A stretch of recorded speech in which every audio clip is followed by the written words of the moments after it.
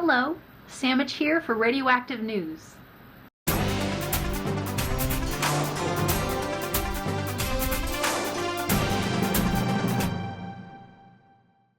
Two highly anticipated demos dropped this week, Bulletstorm and Crysis 2. Bulletstorm, the spawn of Epic Games and developer People Can Fly, promises action that will, quote, pucker your butthole. My first impression of the Bulletstorm demo? Gears goes to Hawaii. The camera pans over lush landscapes and over two men who appear to be distant or not so distant relatives of Mr. Phoenix and Ty from the Gears franchise, with Pseudo Phoenix holding what appears to be a Pseudo Lancer. Once in the butt-puckering action of this single-player demo, I quickly found that it was head-crushing, blood-splattering goodness, with extra points given to those who kill with skill. And I was hooked. When using your light whip or giving enemies the boot, they become suspended in air like the Mass Effect powers of Singularity or Lift. So lift them up and get creative. Use them for target practice or slam them into electrical wiring or metal barbs. Brain them with shots from your guns or kick them over a cliff. And extra points are given for lethal crotch and butt shots. The more fun you have, the more points you get. And the more points you get, the more bragging rights you have on the leaderboards. Bulletstorm is set to pucker buttholes everywhere, February 22nd. The Crysis 2 multiplayer demo was also released on Tuesday, but for a limited time only. We get to play until February 4th, and then it's time to wait for Crysis 2 to drop on March 22nd. Based on first impressions, Crysis 2 feels like the marriage of Call of Duty and Halo Reach, with a bit of its own flavor thrown in for fun.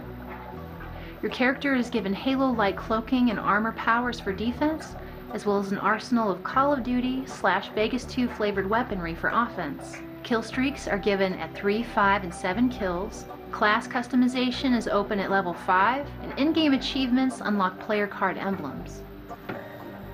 The demo's map offers a well-balanced mix of indoor and outdoor action, with great spots for both sniping and close-quarter combat. Some cool stuff. The graphics are smooth, characters have abilities like sliding and climbing, and I have found that assassinating snipers from behind while cloaked may become your favorite pastime. The multiplayer lobbies are tricky to get into and stay in with a party, but hopefully that will be worked out before the launch date of the game. As Crysis 2 seems to contain positive elements from two popular franchises, I'm excited to see if this sci-fi shooter brings both Haloites and Call of Dutyites together in one happy head-popping place. In other news, the new Call of Duty Black Ops multiplayer maps are dropping February 1st. Called First Strike, this DLC brings 5 new multiplayer maps that promise ziplining, ice bridge collapsing, and hockey stadium fighting action. It's supposed to be so good that you'll want to kiss your February goodbye. Included is the new zombie map, Ascension, that features zombie lab monkeys. Oh yeah. Little zombie lab monkeys running around. I know you've been waiting for that. I have. It's gonna be great. I'm most looking forward to playing the Stadium map, which promises multi-level play and hopefully the inclusion of a penalty box, into which I will place all rage quitters, noob tubers, and all of you who seem to stay alive through my claymores and my napalm strikes by being clever and using the flak jacket perk.